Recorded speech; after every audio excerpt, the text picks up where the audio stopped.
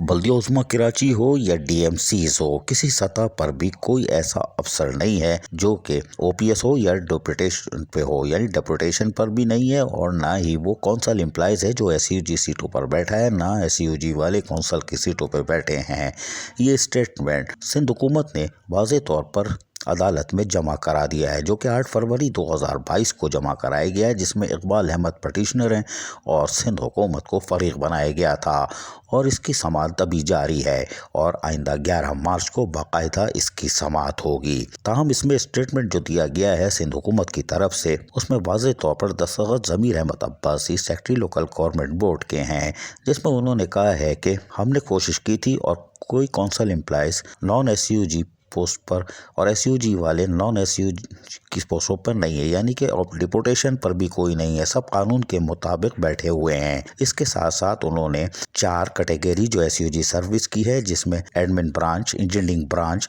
Medical branch और account branch के अफसरान शामिल हैं, उनकी सीनियरिटी लिस्ट बाकायदा जिसके साथ अटैच करके जमा करा दी है। तहम मुकामी वकील का कहना है कि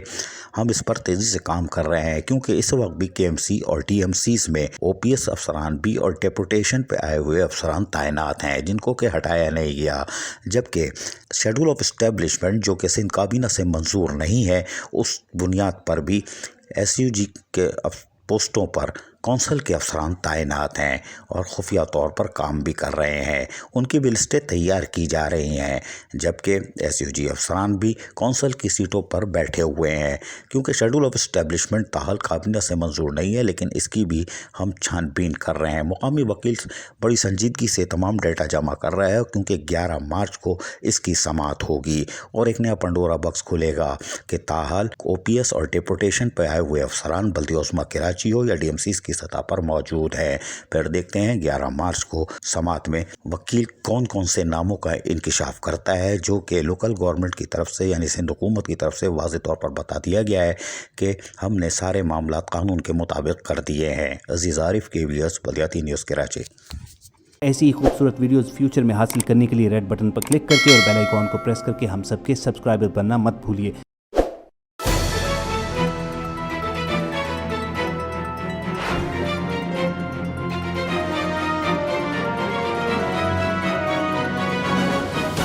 KBS बल्दियाती न्यूज़।